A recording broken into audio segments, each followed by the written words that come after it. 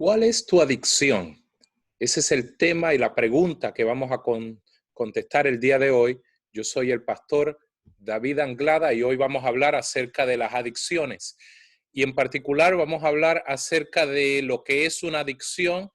Y cuando hablamos de este tipo de palabras, la palabra adicción en este caso, realmente no vienen muchas buenas ideas a nuestra mente. Usualmente vienen ideas acerca de lo que es el alcoholismo, lo que es el abuso de las drogas, lo que es la adicción a los videojuegos, lo que es la adicción al internet, lo que es la adicción a las apuestas, al gambling, lo que es la adicción a diferentes clases de situaciones o de sustancias o de cosas en general que parecerían controlar nuestra vida.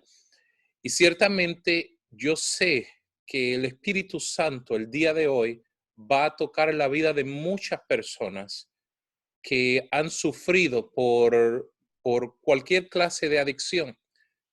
También el Espíritu Santo el día de hoy, de una manera también diferente, va a tocar la vida de otras personas que no conocen que tienen una adicción a algo.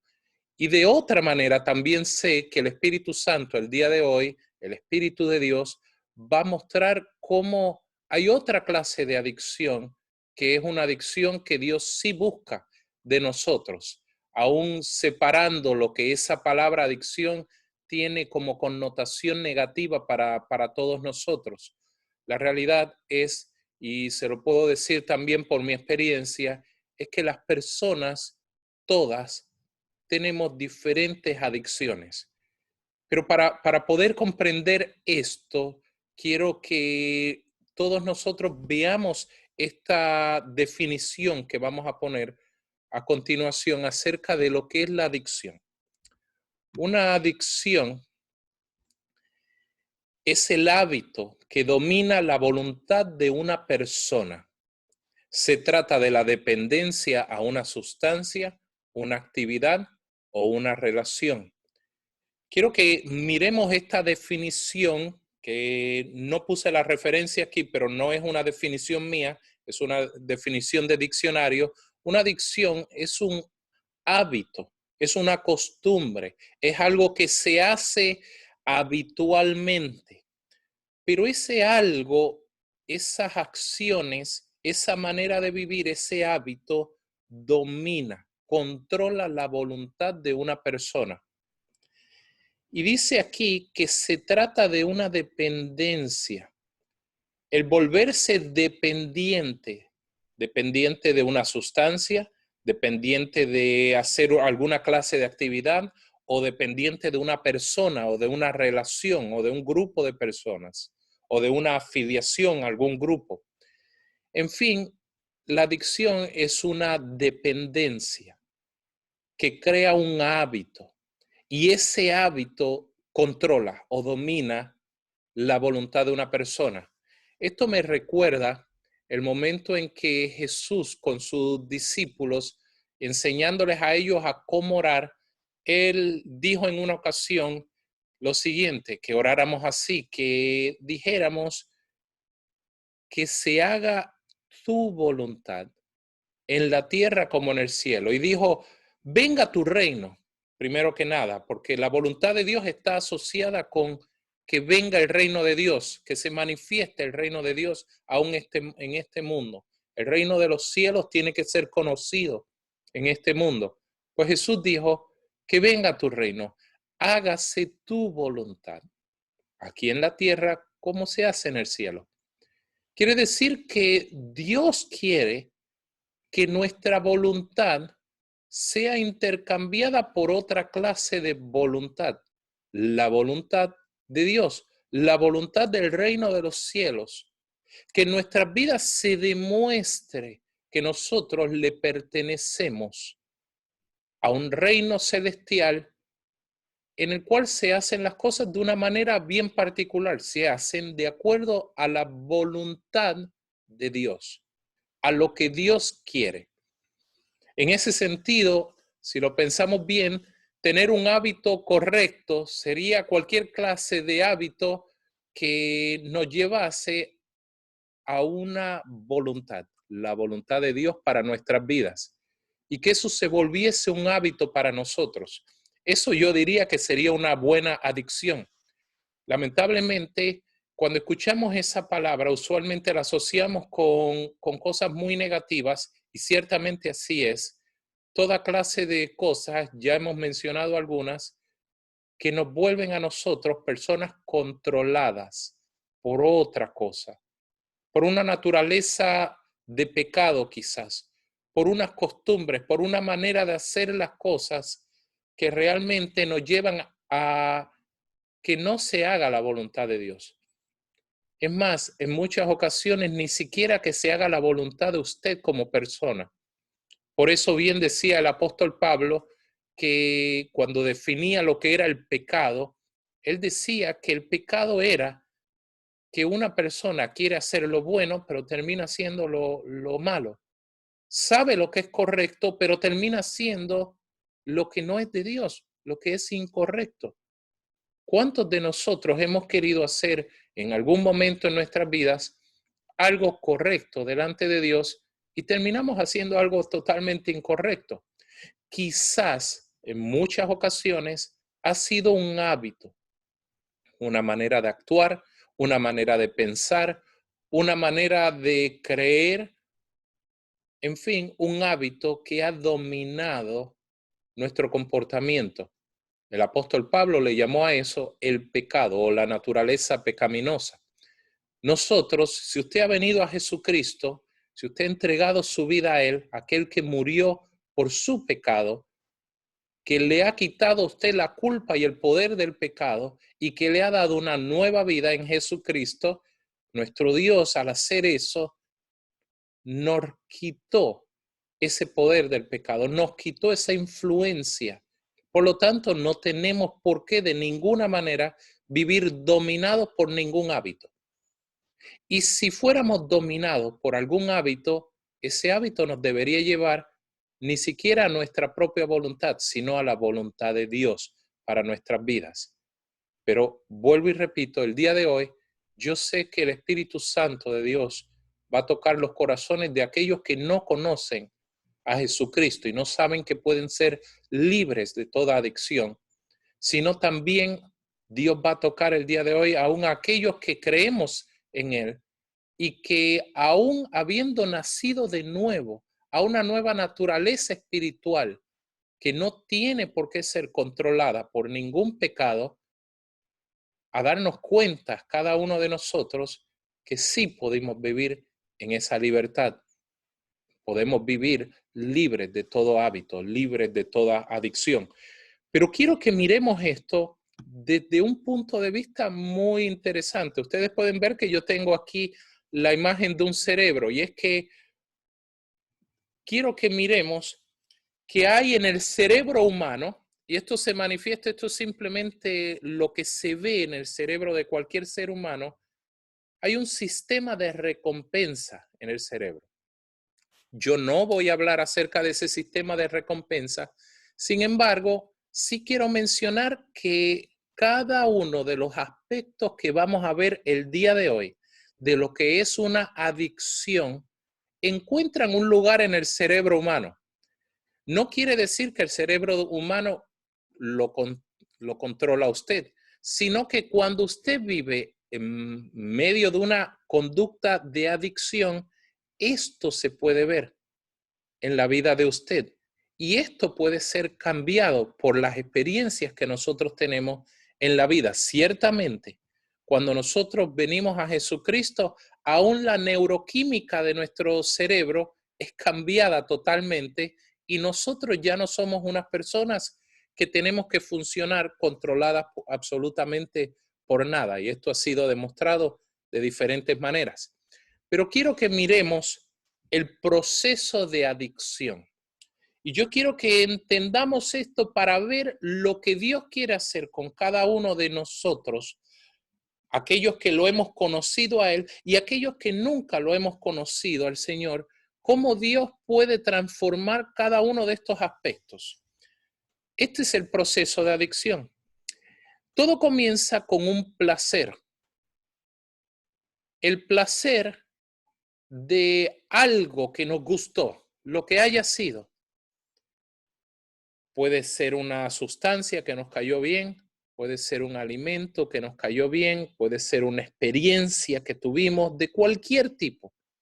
Pero en fin, cualquier cosa que haya causado un placer en nosotros, bueno o malo, un placer.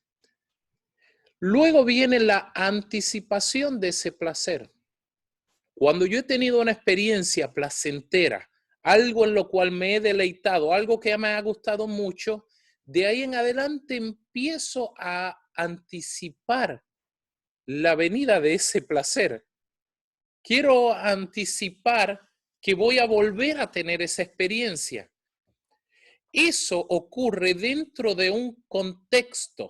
Un contexto es un lugar o una persona en la cual yo puedo conseguir ese placer.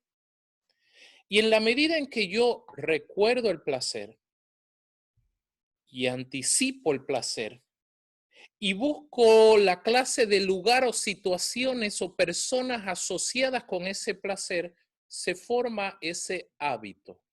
Y cuando se ha formado ese hábito, ya tenemos lo que llamamos una adicción, buena o mala.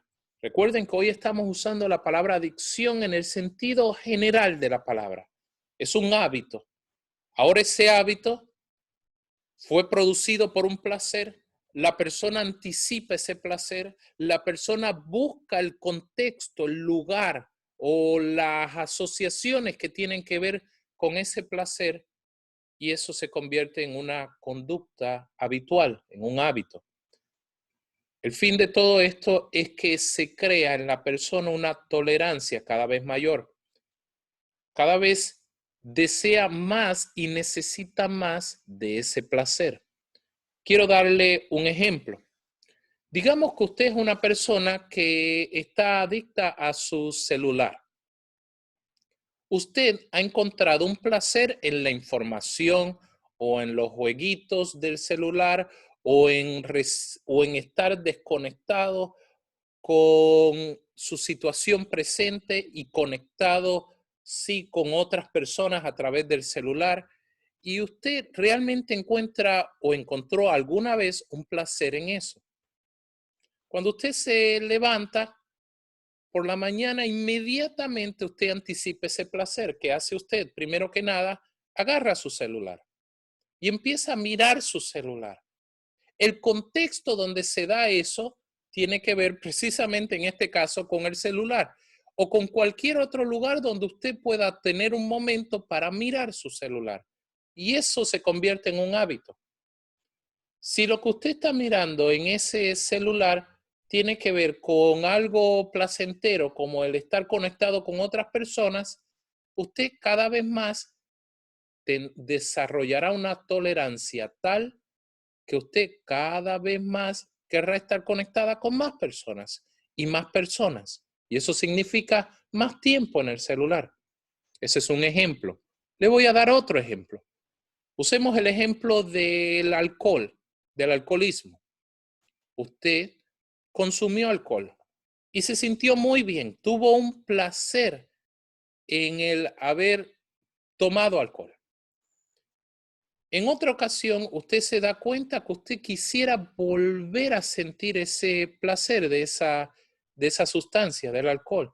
Y usted anda anticipando eso. Es más, llega un contexto. El contexto en este caso pueden ser unas amistades, puede ser un horario, el viernes por la tarde, acabando de salir del trabajo, o una serie de personas o una serie de lugares que están asociadas con la anticipación de ese placer y del conseguir ese placer. Entonces usted todos los viernes por la noche ha creado el hábito de comprar unas cervezas e irse a tomar. Y usted se da cuenta que al principio con varias cervezas era suficiente para usted, pero según pasan los meses y pasan los años, ahora usted necesita tomar mucho más de eso llamamos tolerancia. Usted necesita tomar cada vez más para sentir ese mismo placer del principio. Y este mismo proceso de estos 5 pasos o estos 5 aspectos del proceso de adicción lo podemos aplicar a cualquier otra cosa. De hecho, lo podríamos aplicar también a todo lo que viene de Dios. Usted en una ocasión se dio cuenta de la libertad que viene en usted haber entregado su vida a Jesucristo. Eso trajo un placer en usted. Esa anticipación del placer permite que usted constantemente desee volver a sentir lo mismo en el Señor. Desee experimentar esa libertad, desee experimentar esa presencia de Dios en su vida, esa paz, ese gozo que solamente Dios da. Y hay un contexto para eso.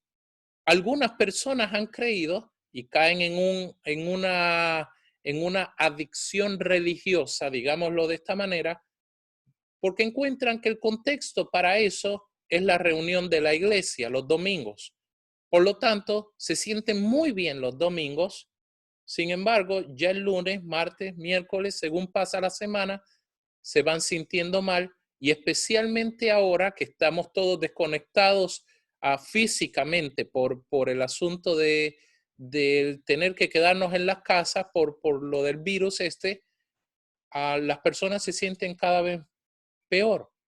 Se sienten peor porque no pueden estar en la iglesia, llamémoslo de esa manera. Entonces hay una anticipación de un placer porque hay un contexto y hay un hábito que se forma. Usted todos los domingos va a la iglesia. O si usted no lo está haciendo en el sentido religioso, usted tiene el hábito de constantemente buscar la presencia de Dios, de constantemente deleitarse en Él. Y llega un punto donde hay una tolerancia. Cada vez usted necesita más, usted quiere más. En el buen sentido, usted cada día pudiese querer más y más de Dios. Y en el sentido religioso equivocado, diría yo, de la palabra, usted cada día más quiere estar yendo a los cultos y totalmente desconectado de la vida diaria de usted. Y esa es una persona religiosa que no puede dar fruto porque realmente ha creado el hábito de la religión. Solamente se siente bien cuando lleva a cabo una actividad religiosa. Mientras tanto, no siente placer y no siente deleite. Entonces, cuando ustedes miran todos estos ejemplos, y estoy seguro que usted podría aplicar este ejemplo y estos pasos, estos aspectos a cualquier área de su vida, cuando usted se da cuenta de esto, puede darse cuenta que todos, sea para algo de Dios o para algo que no es de Dios, pasamos por procesos de adicción, de crear hábitos que dominan nuestra voluntad. Cada uno de estos los vamos a ver con más detalle y especialmente nos vamos a concentrar en este primero, en el placer. Miren lo que las escrituras dicen, la palabra de Dios, acerca de esto. Primero comencemos con el placer que es equivocado. Mire cómo lo dice. Hay un proverbio, Proverbios 19:10 dice, la primera parte, no conviene al necio el deleite. ¿Quién es un necio? Un necio es una persona que no teme de Dios, que no tiene temor de Dios, que no tiene respeto de Dios, que no quiere aprender lo que es de Dios. A esa persona no le conviene tener placer o deleite. Esa persona, su vida cada día le va a llevar el deleite, el tener placer, le va a llevar a hundirse y a destruirse cada vez más. ¿Por qué? Porque es una persona necia, va a terminar destruyendo su vida por medio del deleite. El deleite, el placer se va a convertir en el enfoque de su vida. Otro proverbio dice, los que aman el placer se vuelven pobres. Los que aman el vino y el lujo nunca llegarán a ser ricos. Note que aquí el enfoque es en lo que uno ama, porque el placer que uno siente siempre está en aquello que uno ama. Los que aman el placer, la simple sensación del placer, los que aman el vino, los que aman una vida de lujos, nunca tendrán una riqueza. Y aquí nos referimos más que nada a una riqueza o una pobreza espiritual, pero también aún en el sentido material. Cuando una persona vive para cumplir sus placeres, nunca llegará muy lejos realmente. A los religiosos, el apóstol Santiago escribe y dice lo siguiente, dice, piden y no reciben, hablando acerca de la oración. Dice que las personas piden y no reciben porque piden mal para gastarlo en sus placeres. Quiere decir que si el enfoque de mi vida es simplemente el placer y yo lo que pido en el fondo es para complacer mis placeres, mis deleites, mis lujos, el ser egoísta y pensar en mí mismo y en estar complacido siempre, y esa es la meta de mi vida, aun lo que pido, Dios no lo va a apoyar. No lo va a apoyar porque aunque le pida a Dios, realmente no estoy buscando a Dios, estoy buscando mi propio placer.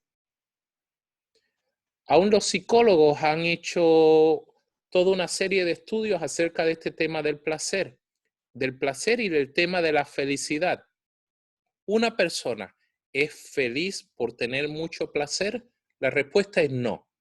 La respuesta, aún en los estudios, es que las personas, cuando la principal meta de su vida es simplemente tener placer, llegan a ese punto donde se meten en problemas porque cada vez quieren más y más y más de ese placer al punto de que ese se vuelve en la meta y el todo de la atención de sus vidas. No pueden salir adelante. Sin embargo, miremos el placer de otra manera. Dice en Hebreos capítulo 11, hablando de lo que llamaríamos los héroes de la fe, hombres que demostraron una gran fe delante de Dios. En este caso habla de Moisés y dice esto, por la fe, Moisés, hecho ya grande, rehusó llamarse hijo de la hija de Faraón, escogiendo antes ser maltratado con el pueblo de Dios que gozar de los deleites temporales del pecado, teniendo por mayores riquezas el vituperio de Cristo que los tesoros de los egipcios, porque tenía puesta la mirada en el galardón. Este es tremendo pasaje porque nos ayuda a entender lo que sí debe ser un placer correcto, de acuerdo a Dios. El placer equivocado en este pasaje se menciona como los deleites temporales del pecado. Note que en el caso de este hombre, Moisés, él fue adoptado por la hija del faraón, lo cual quiere decir que Moisés tenía acceso a la mejor educación, tenía acceso a las mayores riquezas, tenía acceso a todo lo que él quisiera como el hijo de la hija del faraón. En pocas palabras, él se convirtió en el nieto del faraón. Él podía tener cualquier deleite. Sin embargo, los deleites que eso representaban, que de por sí no parecían ser nada malo, ser hijo de la hija de alguien importante, no tiene de por sí nada malo. Sin embargo, para Dios eran deleites temporales del pecado. ¿Por qué? Porque Dios lo que quería era liberar a su pueblo, que eran esclavos de los egipcios. Para Dios, todo lo que tenía que ver con la vida de los egipcios era pecado. El que Moisés disfrutase de algo que ni siquiera él pidió, de ser hijo de la hija de Faraón, para Dios sería buscar deleites temporales del pecado. Pero en el caso de Moisés, él rehusó tomar esa posición, rehusó gozar de los deleites temporales porque él quiso disfrutar de mayores riquezas, las riquezas del vituperio de Cristo, las prefirió más que los tesoros de los egipcios. En otras palabras, Moisés prefirió disfrutar de la vergüenza de ser uno que hacía la voluntad de Cristo que de todos los tesoros de Egipto. ¿Por qué podía Moisés hacer esto? Porque su mirada estaba puesta en el galardón. ¿Cuál era el galardón en este caso? Las riquezas del vituperio de Cristo. El apóstol Pablo nos dice también que él ha tomado todo por basura, por estiércol, a fin de conocer al Señor, de conocer al Señor, de tal manera de aún ser participante de sus sufrimientos. Ese para Dios es el verdadero placer. El placer de conocerlo a Él de tal manera que aún estemos dispuestos a sufrir vituperios, vergüenzas, persecuciones por causa de Él. Tener la mirada puesta en ese placer es lo que para Dios es correcto, es una manera correcta de ver el placer. Miremos cómo los salmistas declararon esto del placer de una manera correcta delante de Dios. Aquí vemos 4 pasajes. El primero dice, mi mayor placer son tus mandatos, jamás me olvido de ellos. Yo me deleito en tus testimonios porque son mis mejores consejeros. Aleluya, alabado sea el Señor. Dichoso el que teme al Señor, el que haya gran deleite en sus mandamientos. Llegaré entonces al altar de Dios, del Dios de mi alegría y mi deleite.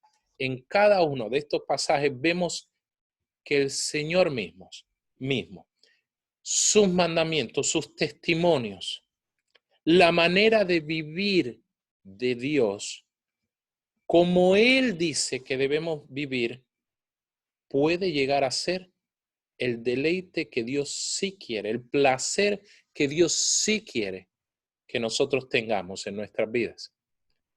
Y esto habla del placer, y me he detenido más en este tema del placer, los demás los vamos a ver un poco más rápido, porque realmente todo tiene que ver con el placer. La pregunta con que comenzamos, ¿cuál es tu adicción? Realmente depende de otra pregunta, ¿cuál es tu placer? ¿En dónde está tu placer? ¿En qué te deleitas? ¿Cuál es tu alegría? ¿Cuál es tu gozo? El profeta Jeremías dijo en una ocasión, al encontrarme con tu palabra, yo la devoraba. Ella era el gozo y la alegría de mi corazón, porque yo tengo tu nombre, oh Dios, Señor Todopoderoso.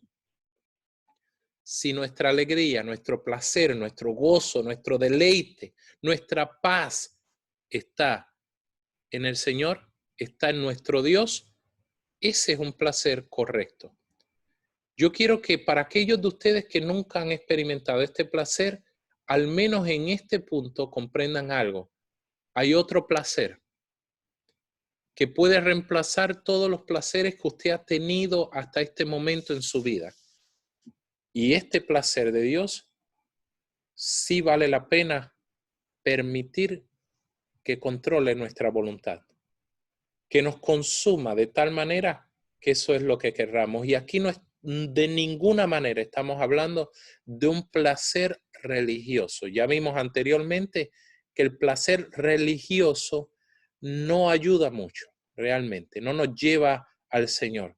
Pero el placer de Dios, de hacer la voluntad de Él, de seguir sus mandatos, sus testimonios, de deleitarnos en su presencia, en su palabra, ese es el placer verdadero. El segundo punto que queremos ver tiene que ver con la anticipación del placer. Una vez hemos experimentado un placer, queremos más de ese placer. Ese es parte del proceso de lo que llamamos la adicción. Aquí la palabra nos dice lo siguiente: fijemos la mirada en Jesús, el iniciador y perfeccionador de nuestra fe, quien por el gozo que le esperaba soportó la cruz, menospreciando la vergüenza que ella significaba, y ahora está sentado a la derecha del trono de Dios. Aquí está hablando de uno que experimentó el mayor placer de todos, Dios mismo, el Hijo de Dios, Jesucristo, quien, a pesar de ser Dios, se sometió a sí mismo a las limitaciones humanas, soportó todo lo que tenía que ver con el sufrimiento de la cruz, con la vergüenza de morir en una cruz, pero lo hizo porque su mirada estaba puesta en un gozo que le esperaba. ¿Cuál era el gozo de Jesús? El gozo de Jesús fue bien sencillo: ver una humanidad libre del pecado. Más aún, ver una iglesia, un grupo de creyentes que al poner su mirada, su fe en Él, en lo que Él haría, serían libres, recibirían ese perdón de pecados. Y ahora Él está sentado a la derecha del trono de Dios, donde intercede por nosotros. Allí, en el buen sentido, nos anda echando porras todos los días, esperando que nosotros anticipemos ese placer. Por eso nos dice la palabra que nuestra mirada esté fijada en Él. Si Jesús es nuestro placer, entonces nada de lo que vivimos en este mundo, las vergüenzas y los dolores que pasemos en este mundo, nos pueden consumir de ninguna manera. Dice el apóstol Pablo en Romanos 8, dice: sin embargo, lo que ahora sufrimos no es nada comparado con la gloria que Él, hablando de Jesucristo, nos revelará más adelante. Aquí se ve nuevamente la anticipación de un placer. Una anticipación de un placer que es capaz de que ahora podamos soportar cualquier clase de sufrimiento. Este sufrimiento es temporal, va a pasar. Esta vida realmente es corta en este mundo. Sin embargo, hay un placer disponible para nosotros, un placer eterno en la presencia de nuestro Dios y en la gloria que se va a manifestar aún en nuestras vidas.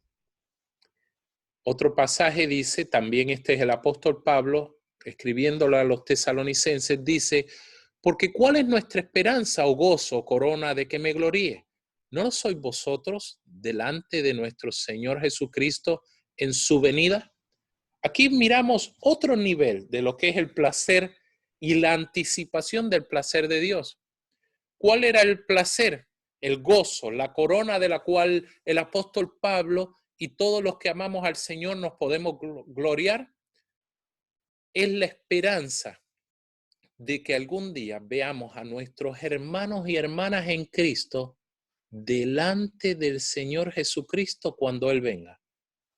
¿Cuánto placer puedo experimentar yo como pastor al pensar en cada uno de ustedes, los que conozco, en que algún día yo veré a Jesucristo parado delante de cada uno de ustedes y ustedes disfrutando de la presencia de nuestro Dios porque ustedes han vencido? Esa es gran parte de la anticipación de mi placer. La otra es el placer mismo que tendré yo al estar cara a cara con el Señor. Cada uno de nosotros podemos anticipar el placer a la manera de Dios, no como una adicción del mundo que nos lleva a la destrucción, sino como una anticipación al verdadero placer de Dios, el placer donde nuestras vidas y las de todos los que están a nuestro alrededor terminarán cara a cara con nuestro Señor cuando Él venga. El apóstol Santiago también dice: Dios bendice a los que soportan con paciencia las pruebas y las tentaciones, porque después de superarlas recibirán la corona de vida que Dios ha prometido a quienes lo aman. Nuevamente aquí vemos que la anticipación del placer para aquellos que somos hijos de Dios tiene que ver con soportar toda clase de pruebas, de tentaciones, de sufrimientos de este mundo, de injusticias aún de este mundo, porque anticipamos algo que viene para nosotros. Por lo tanto, vencemos toda clase de tentación, toda clase de prueba, toda clase de sufrimiento y de preocupación innecesaria de este mundo, aun cuando son cosas injustas, porque nuestra mirada está puesta en Él. Porque sabemos que al superar todas estas cosas a la manera de Dios, recibiremos la corona de vida que Él nos da a quienes lo amamos a Él, a quienes encontramos en Él el verdadero placer. El tercer aspecto es el contexto. Y cuando hablamos de esto, nos referimos a el lugar o la persona donde se encuentra ese placer. Yo tengo un placer, yo anticipo ese placer y ese placer lo consigo en un lugar. Mire lo que dice este proverbio. Dice, el que anda con sabios, sabio será, mas el que se junta con necios se echa a perder. Esto es muy cierto de toda clase de personas. Las personas que andan con sabios, y la escritura y los proverbios claramente dicen que una persona sabia es una persona que teme de Dios, que busca todo lo que tiene que ver con Dios. Sin embargo, lo contrario a esto es el que se junta con los necios, se echa a perder. Un alcohólico, al juntarse con otros alcohólicos, se echa a perder. Una persona que busca de Dios, al juntarse con aquellos que también buscan a Dios, cada día será más sabio. El contexto es importante. Las amistades y las personas con quienes nosotros nos relacionamos se convierten para nosotros en un contexto. Los lugares a donde vamos, las maneras en que nosotros pasamos nuestro tiempo, aún lo que miramos en la tele o lo que escuchamos en el internet o en la radio, se vuelven para nosotros un contexto y terminan haciéndonos ese contexto más sabios o llevándonos a la perdición. Hay un pasaje en Efesios 4 que muchos de ustedes lo conocen, que es cuando, y lo tengo aquí en pantalla, es cuando la palabra de Dios dice que Dios constituyó a diferentes ministros, apóstoles, profetas, evangelistas, pastores, maestros, para capacitar al pueblo de Dios. Y en este pasaje habla de que Dios quiere que todos nosotros lleguemos al conocimiento del Hijo de Dios, que lleguemos a una humanidad perfecta que se conforme a la plena estatura de Cristo. Cuando hablamos de esto, estamos hablando de un crecimiento. Y el versículo 15 y 16 dice así, más bien al vivir la verdad con amor, creceremos hasta ser en todo como aquel que es la cabeza, es decir, Cristo. Por su acción, por la acción de Jesucristo en medio de su iglesia, el cuerpo, todo el cuerpo crece y se edifica en amor, sostenido y ajustado por todos los ligamentos según la actividad propia de cada miembro. ¿Por qué he incluido este pasaje en lo que tiene que ver con el contexto? Porque si usted quiere crecer a la estatura de Cristo, usted debe estar rodeado de toda la enseñanza y capacitación que viene de apóstoles, profetas, evangelistas, pastores y maestros. Más aún, usted quiere que sea Cristo mismo y lo que viene de Él lo que provoque el crecimiento espiritual de usted. Pero también aquí hay un asunto. Dice que por la acción de Jesucristo todo el cuerpo crece y se edifica en amor, pero ese crecimiento viene según la actividad propia de cada miembro. Quiere decir que cuando yo no comparto lo de Cristo, junto con otros a quienes Dios le ha dado algo para mi vida, yo no puedo crecer. El crecimiento mío viene del compartir con mis hermanos y hermanas en Cristo, de la manera que sea para recibir de ellos de lo que Dios les ha dado a cada uno de ellos y para yo poder darle a ellos de lo que Dios me ha dado a mí. Es en el congregar, es en el compartir los unos con los otros dentro de un ambiente de apóstoles, profetas, evangelistas, pastores y maestros, dentro de un ambiente donde es Cristo y la enseñanza de Cristo la que trae crecimiento, que entonces sí podemos crecer.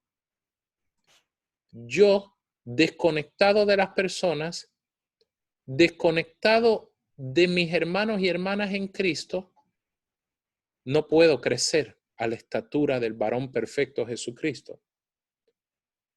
Esto nos muestra un contexto importante para nosotros. Si nosotros decimos que nuestro placer es Dios, que anticipamos la venida de nuestro gran Rey y Salvador Jesucristo, porque ese es nuestro placer, que ahí está todo el gozo de nuestra vida, entonces sería totalmente no natural que yo no quiera buscar el crecimiento que me va a llevar a tener ese placer. Y ese crecimiento solo viene en la actividad propia que tenemos los unos con los otros. Solo viene dentro de la comunidad de aquellos que tienen la misma anticipación de ese placer. Por lo tanto, sea que usted se congregue o sea que usted se mantenga frecuentemente conectado de diferentes maneras con hermanos y hermanas en Cristo, usted puede crecer. En la medida en que usted se convierte en un llanero solitario, que lee la palabra de Dios por su propia cuenta, que no quiere conocer ni saber nada de otra gente, ni ser expuesto aún a los problemas de otra gente, aunque usted aprenda intelectualmente de Dios, realmente usted no va a poder crecer en amor. El crecimiento en amor, Jesucristo lo da en el ambiente, en el contexto de la iglesia del Señor. El contexto, el lugar, las compañías que tenemos es importante. El cuarto aspecto es el hábito. Y dijimos que el hábito mismo, cuando llegamos al hábito, ahí es que encontramos la palabra esta, adicción. Una persona que tiene un placer, que anda anticipando ese placer, que anda buscando ese placer dentro de un contexto, termina produciendo un hábito, termina produciendo una adicción, termina produciendo un hábito que domina su voluntad. Cuando pensamos en esto, mire lo que dice el apóstol Pablo, también inspirado por el Espíritu Santo en Romanos 8. Dice, por tanto, hermanos, tenemos una obligación, pero no es la de vivir conforme a la naturaleza pecaminosa, porque si ustedes viven conforme a ella, morirán. Pero si por medio del Espíritu dan muerte a los malos hábitos del cuerpo, vivirán. Porque todos los que son guiados por el Espíritu de Dios son hijos de Dios. ¿Quiénes son los hijos de Dios? ¿Quiénes son los que disfrutan del deleite de Dios? Aquellos que por medio del poder del Espíritu Santo, que ahora vive en ellos desde que han entregado sus vidas a Jesucristo, tienen el poder para dar muerte a los malos hábitos del cuerpo. Quiere decir que si usted está escuchando esto y usted reconoce que usted tiene malos hábitos de su cuerpo, de su manera de pensar, de su manera de vivir, esos malos hábitos, esas adicciones contrarias a la voluntad de Dios, pueden morir si usted vive por medio del Espíritu de Dios. Si usted se permite ser guiado por el Espíritu de Dios. Si usted entrega su vida a Jesucristo. Si usted cree que Jesucristo realmente es el Hijo de Dios, que murió por usted, que resucitó al tercer día, que ahora está a la diestra de Dios el Padre y que intercede por usted, que le ha enviado a usted su propio espíritu para que viviendo dentro de usted, usted pueda ser guiado en todo momento en su vida, entonces usted va a disfrutar de lo que es ser un hijo de Dios. Usted va a poder darle muerte a toda clase de adicción y de mal hábito que a usted lo ha dominado hasta el día de hoy. Usted sí podrá, porque lo podrá hacer no con sus fuerzas, sino por medio del Espíritu de Dios. Finalmente vamos a ver el aspecto de la tolerancia. Y el aspecto de la tolerancia, recordemos que estamos hablando no de tolerar a la gente y llevarse bien con la gente, ese es otro tema, aunque es parecido y lo vamos a ver en uno de los pasajes que vamos a mirar. Pero aquí nos referimos a la tolerancia que se desarrolla en cuanto al placer, en cuanto a todo hábito. Cuando nosotros tenemos un placer y anticipamos constantemente ese placer y lo buscamos en un contexto y se ha convertido en un hábito, cada vez más desarrollamos tolerancia a ese placer. Cada vez necesitamos más de ese placer.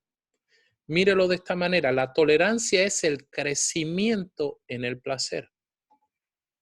En lo que para usted es un placer, cada vez lo necesita más. Cada vez usted está dispuesto a más para conseguir ese placer. La palabra de Dios dice de esta manera: si escuchan hoy su voz, la voz de Dios, no endurezcan su corazón. Esto es lo que es tolerancia. Si usted tiene su placer puesto en hacer lo que no es de la voluntad de Dios, ese placer contrario a Dios cada día más producirá una tolerancia al pecado. Y usted cada día más endurecerá su corazón en contra de Dios. Yo estoy seguro que muchos de ustedes se pueden relacionar con la experiencia de que otras personas le hayan hablado a usted de todo lo de Dios y usted cada vez se endurecía más. Algunos tal vez al escuchar esto les produce algo que no quieren porque usted tiene un placer que no tiene que ver con Dios. Y el no querer abandonar ese placer produce un endurecimiento en su corazón. Usted ha desarrollado entonces una tolerancia a ese otro placer y esa tolerancia lo está alejando de Dios.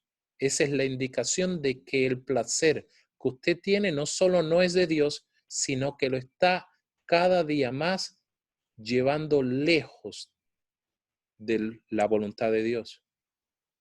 Es una adicción que a usted no le está ayudando. Hay otro pasaje que ocurre en el momento donde el apóstol Pablo está corrigiendo una conducta muy triste que vamos a leer en la iglesia de los Corintios, y dice de esta manera: es ya del dominio público que hay entre ustedes un caso de inmoralidad sexual que ni siquiera entre los paganos se tolera, a saber que uno de ustedes tiene por mujer a la esposa de su padre. Aquí el apóstol Pablo estaba hablando de un caso de gran inmoralidad sexual, pero quiero que notemos lo siguiente. Dice que ni los paganos toleran esa clase de problemas.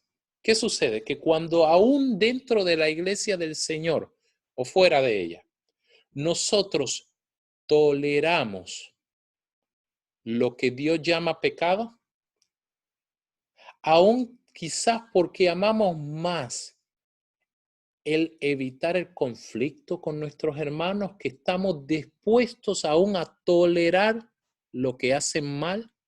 Cuando vivimos de esa manera, cuando nosotros toleramos las inmoralidades de los que están a nuestro alrededor, llega un punto que terminamos peor que los paganos, peor que los que no creen en Dios. Quiere decir que este asunto de la tolerancia para nosotros es un indicador. Es un indicador de cuál es nuestro verdadero placer. Cuando yo permito y aún apruebo el pecado a mi alrededor, quizás esa es una indicación de que mi verdadero placer no es el Señor, sino el evitar estar en conflicto con las personas que me rodean.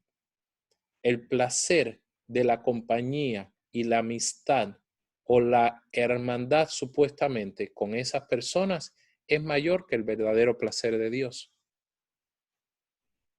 Miremoslo en este otro pasaje, en Romanos capítulo 1. Dice así: como ellos no aprobaron tener en cuenta a Dios, Dios los entregó a una mente reprobada para hacer cosas que no convienen, estando atestados de toda injusticia, fornicación, perversidad, avaricia, maldad, llenos de envidia, homicidios, contiendas, engaños y malignidades, murmuradores, detractores, aborrecedores de Dios, injuriosos, soberbios, altivos, inventores de males, desobedientes a los padres, necios, desleales, sin afecto natural, implacables, sin misericordia, quienes habiendo entendido el juicio de Dios, que los que practican tales cosas son dignos de muerte, no solo las hacen, sino que también se complacen con los que la practican. ¿De qué está hablando aquí? De personas que no aprueban tener en cuenta a Dios y que Dios los entrega a toda esa larga lista de pecados. Note que Dios mismo permite que esas personas vivan en esos pecados porque el verdadero problema que tienen es que ellos no aprueban tener en cuenta a Dios. Como no aprueban tener en cuenta a Dios, caen en toda esa serie de pecados o en algunos de ellos. Pero el problema para muchos de nosotros no solamente es eso, que aprobemos no tener en cuenta a Dios. Ese sería un peor problema. Pero aún aquellos que amamos y que decimos que amamos al Señor, tenemos que tener cuidado con no ser tolerantes al punto de que aún nos complazcamos o que toleremos a aquellos que practican estas cosas. Bien es cierto que nosotros no estamos para juzgar a las personas, especialmente a los que no han conocido a Jesucristo. Si alguien no ha conocido a Jesucristo, claro que no aprueba tener en cuenta a Dios. Y por lo tanto van a vivir de diferentes maneras. Sin embargo, es importante que nosotros siempre seamos claros con las personas de que aunque amamos a las personas como Dios los ama, nosotros no nos complacemos, no toleramos lo que hacen. Toleramos, amamos a la persona, pero nunca nos complacemos en lo que hacen. Tal es así que nosotros debemos llegar al punto de, nuevamente repito, mirar nuestra tolerancia como un indicador de lo que de verdad amamos. Si yo tolero las acciones de aquellos que no aprueban tener en cuenta a Dios, o acciones de gente que dicen que buscan lo de Dios, pero el fruto de su comportamiento demuestra que no han aprobado tener en cuenta a Dios, si yo tolero eso, tal vez mi verdadero placer no está en el Señor. Tal vez mi verdadero placer está en la familiaridad, en las costumbres, en la cultura, en las amistades, en el no querer tener conflicto, más que en Dios. Aprobar lo equivocado delante de Dios es lo mismo que decir que mi placer no está en Dios. Entonces, amados hermanos y amigos, hemos visto todo este proceso de la adicción y cómo Dios cambia la perspectiva de cada uno de estos aspectos del placer, de la anticipación del placer, del contexto en el cual buscamos el placer, de lo que es un hábito y aún de lo que toleramos, de lo que amamos. Y todo esto lo hemos podido ver a la manera de Dios y lo que Dios piensa acerca de esto. Yo quiero terminar con un pasaje que dice de esta manera: Cristo nos libertó para que vivamos en libertad. Por lo tanto, manténganse firmes y no se sometan nuevamente al yugo de esclavitud. Hay dos asuntos que tenemos que ver con este pasaje. El primero es que muchos de nosotros ahora hemos conocido a Jesucristo y antes vivíamos esclavos de otras adicciones que nos habían quitado toda clase de libertad. No éramos libres, creíamos ser libres, pero vivíamos para una voluntad que no era la de Dios. Éramos dominados para no vivir de acuerdo a la voluntad de Dios. En ese sentido, éramos esclavos. Sepa que si Cristo lo ha libertado a usted, usted ya tiene el poder dado por el Espíritu de Dios para no volver a caer en ninguna de las adicciones ni trampas que antes lo esclavizaron a usted. Por otro lado, también quiero hablar un momento a aquellos que nunca han entregado su vida a Jesucristo. Quiero que sepan que delante de usted el día de hoy, Dios está poniendo una oferta, la oferta de vivir en libertad. La oferta de vivir en libertad porque Cristo está dispuesto por la obra que Él hizo y que usted solamente la tiene que creer de todo corazón. Creer y amar lo que Jesucristo ha hecho para la vida de usted y amar a Cristo de tal manera que usted será libre. Usted sí podrá ser libre. Y yo en un momento voy a estar orando por usted también.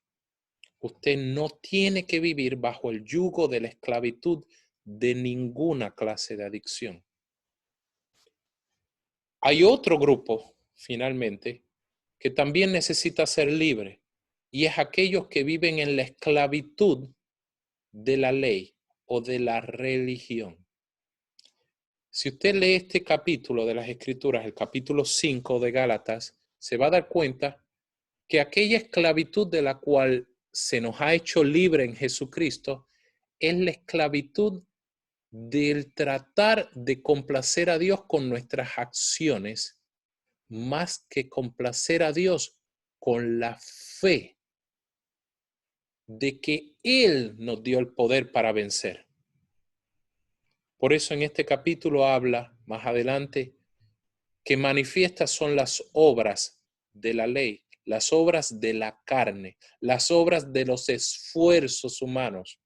Nunca lo llevan a usted a tener libertad. Ninguno de nosotros hemos podido salir de ninguna adicción con nuestro propio esfuerzo. Somos libres, verdaderamente libres, si el Hijo de Dios nos liberta. Si creemos, si vivimos por la fe de Cristo, sí podemos ser libres y manifestar el carácter de Cristo, el fruto del Espíritu Santo, que se demuestra en amor, gozo, paz, paciencia, bondad, benignidad, dominio propio, fidelidad, mansedumbre, en todas esas cualidades para las cuales no hay ninguna ley ni esclavitud, sino que demuestran que usted está viviendo libre. Así que sea donde sea que usted se encuentra en este proceso de la vida de usted, en este tiempo en la vida de usted, yo lo invito a que usted deje a un lado todo placer de este mundo, toda esclavitud de este mundo, para venir a la libertad gloriosa de los hijos de Dios, la que viene porque el Hijo de Dios, Jesucristo, nos ha hecho libres. Yo quiero orar por todos nosotros, para que lo que hemos hablado el día de hoy se convierta en vida para cada uno de nosotros, que lo podamos ver en la vida diaria de cada uno de nosotros y que podamos disfrutar de la libertad de toda adicción que no es el hábito del buscar el amor de Dios en Cristo Jesús. Señor, yo te doy gracias.